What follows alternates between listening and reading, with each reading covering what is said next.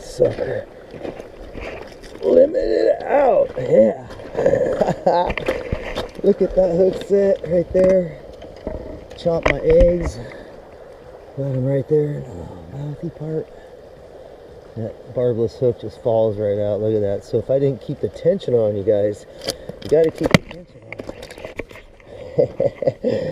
Ooh, look at the size of this bad boy.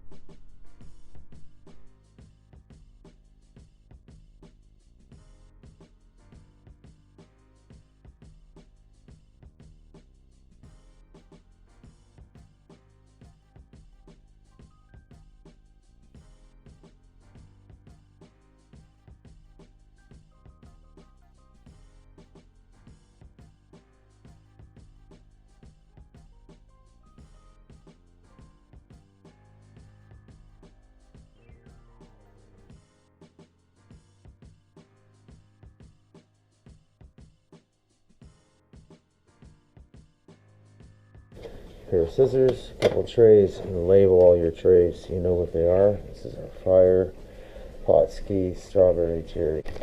These eggs out. That's really important to label these. Alright, Caroline, so these are king. So king cherry, king straw, king fire, and king pot ski. I never touched it with my bare hands. I rolled it right out of the fish. And I'm just going to cut right down the middle.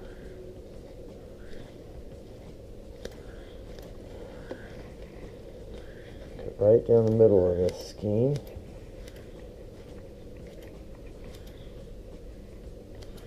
Okay. And that's going to leave me two nice clumps of eggs with this nice material on the back here. See that?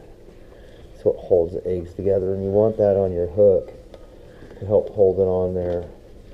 So I'm going to cut these in strips and then small pieces, and then we're going to let them dry out. Some people will do this whole thing and then cut it. I like it to be a nice good clump when I take it out. I don't want to be smashing it up on the river, so I'm going to go lengthwise with this one more time down to about there. Same with this one here.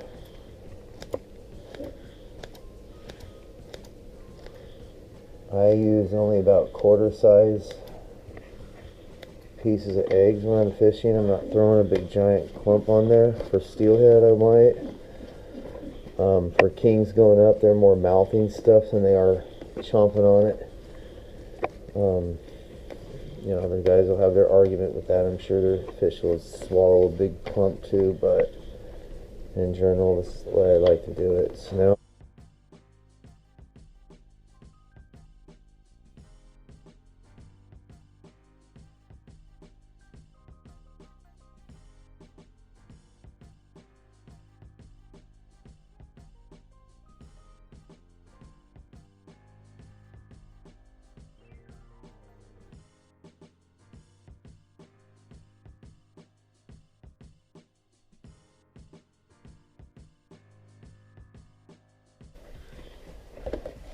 okay, I know what we're going to do. Let them dry out a little bit and get a little bit tacky. Okay, and I'm going to come back and throw a little bit of nitrate on them and then start staining it. So I'm going to go over this a little bit.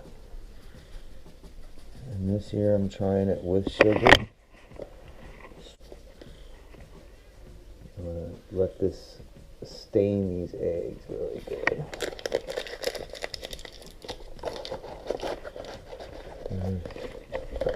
strawberry. This is going to be our king cherry.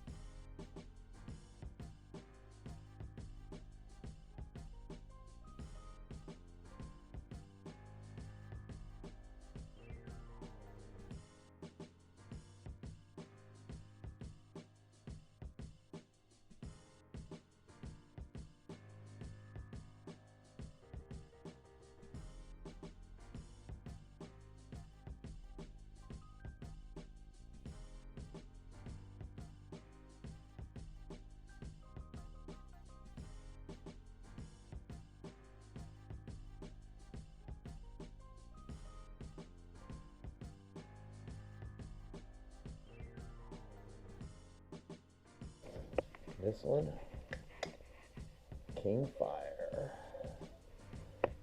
This one's got curl in it. They actually add, this one's called Red Rogue. And figure out which one's working.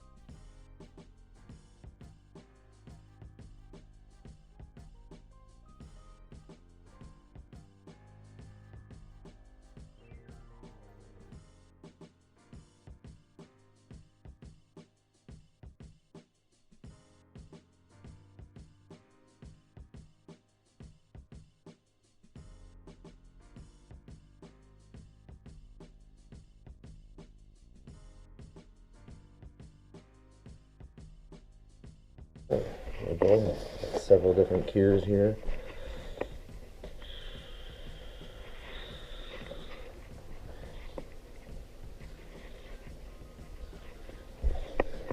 You bet. Okay, guys and gals, we're back here. We've got a couple different setups of eggs. Yesterday we cured them. We let them sit out about 12 hours in the regular air temperature. Then I put them in the fridge. A little bit of borax on the top. I've got a few different setups here. These are king eggs. It's important to keep them labeled. These are king eggs made with fire cure, strawberry and cherry cures, which have sugar for down on the lower parts of the river. And these are in the upper parts of the river with nitrates and sodium, a little more salt. It's important because the fish are a little bit more particular in different parts of the river. Some guys will add krill to it, some will add egg sauce to it. These batches, I'm not adding anything to it. I'm going to just try them with their natural. This is Fire Cure and Rocket Red from a couple different places, and I add my own little touch of scent to it. So we're going to go out and try these on the green and the Nisqually today. These things are nice and tight, and the juice has been absorbed back into it. So that juice will come outside of those eggs through that little hole, start to shrink up, and during the curing process it starts to suck in those extra flavors, salts, nitrates, whatever you put in there. This has been a couple of weeks. They're nice and tacky and sugary. This is coho eggs. It's important to keep your labels and date them and label them so you know what stages they're in. This is pretty much done after a week or so, and this is my beginning stages. This is in the middle of curing. I haven't put any borax to it yet. Labeled lids, and these clumps will be in the borax. Okay guys, I don't know how good you can hear this. I'm running a new camera set up here. These are some eggs that I cured that are with a red dye. As I was saying, I was going to put on here. And what I'm going to do right now is they've been curing in the fridge for 5-6 days, almost a week. And I've been flipping them back and forth, agitating them so that the dye can get mixed around. And as you can see, what I've got here is the exact color I was shooting for. This is just going to be great. These steelhead are just going to slam these.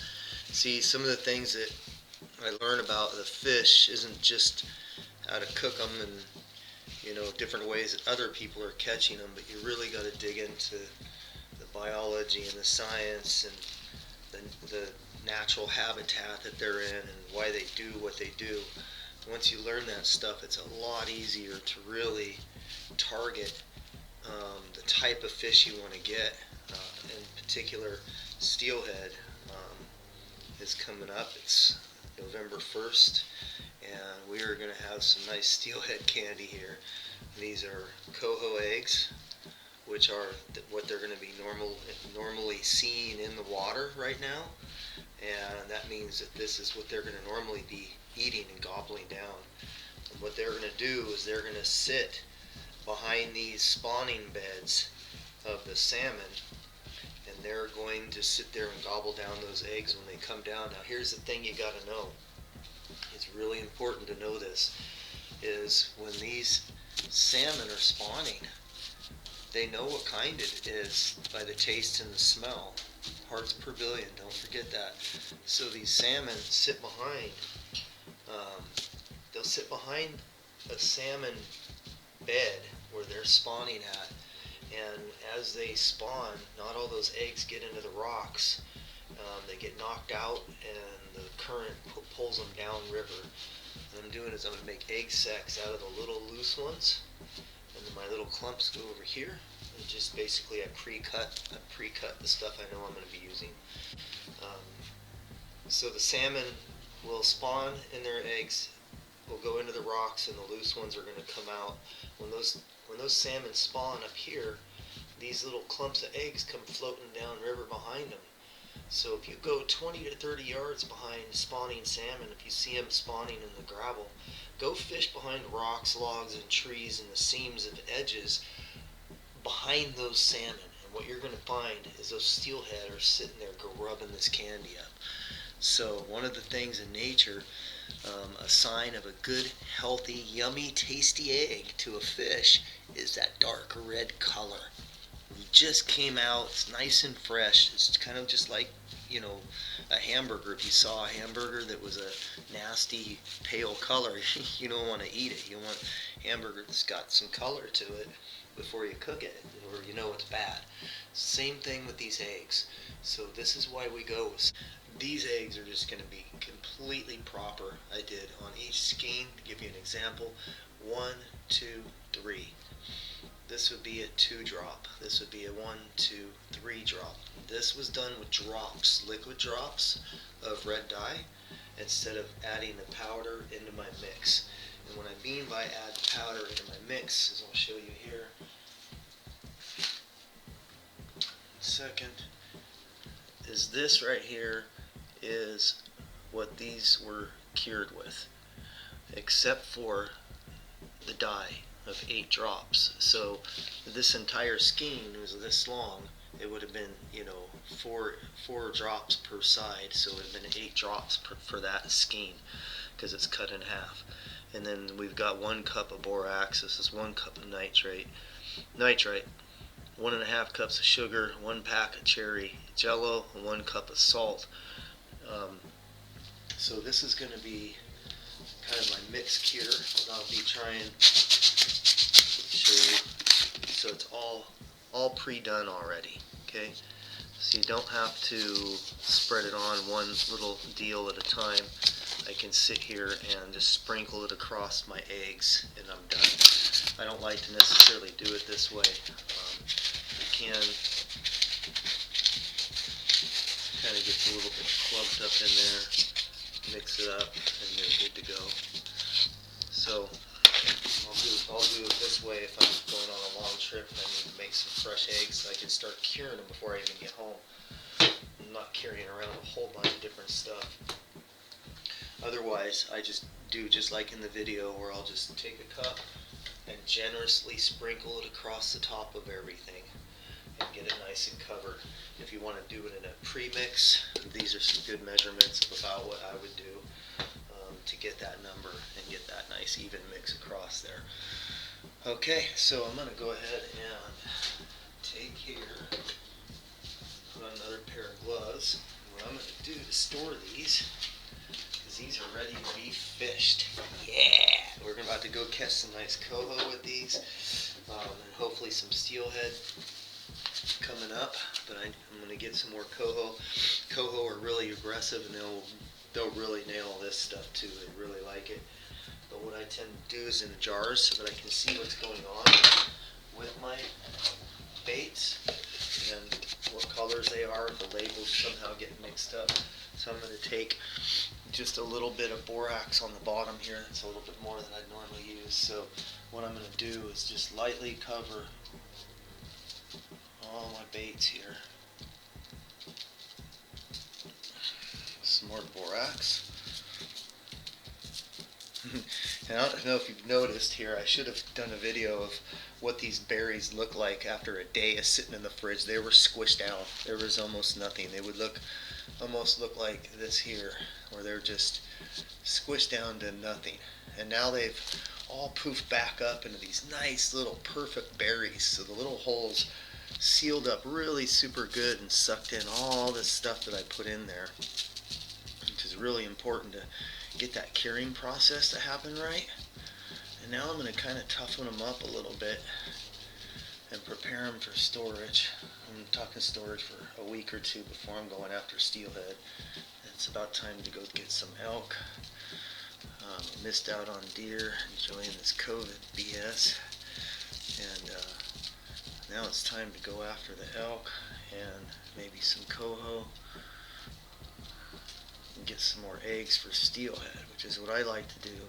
Okay, so I'm going to do about that much. That was about a cup, maybe a little bit over half a cup of borax over the top of these.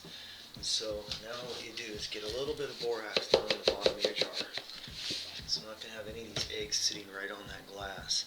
Now I can take these, I'm going to take the smaller ones and put them on top. I'm going to take my bigger skeins, lay it down in there next to each other. That. And we're going to get a little bit more borax on top of them. Okay, so it's going to look like this. Kind of want to have them nice and covered in there, sprinkled up. I might even take this one out. And give it a little bit of a swirl there, and then drop that one back in and powder it one more time. You see how it's still not quite covered. I like them to be nice and powdered like that. Okay. So these eggs are going to be really super yummy. They're making me hungry. So again, take the side that you didn't powder. Go ahead and cover those up. Get them nice and good in there.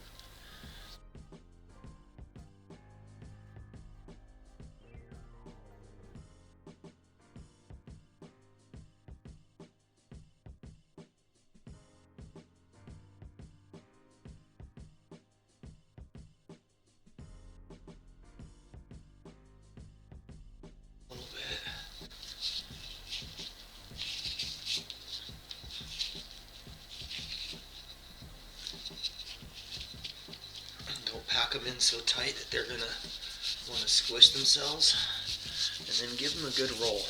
Okay, you gotta get in there, just really give them a nice little tussle, get them looking like this. Okay, and that's going to keep them nice. And because I've got nitrate in there, sodium nitrite, it's going to help keep these eggs from getting all nastied up with mold. So my eggs will last. And the final topping. I'm just going to close it off with this on the top. Okay. then label. Very important. We're going to be labeling this up and packing up the rest of these. Alright guys, good luck. Hope this helps you out in catching a lot of fish, and I've had a lot of success helping people catch a lot of fish this year.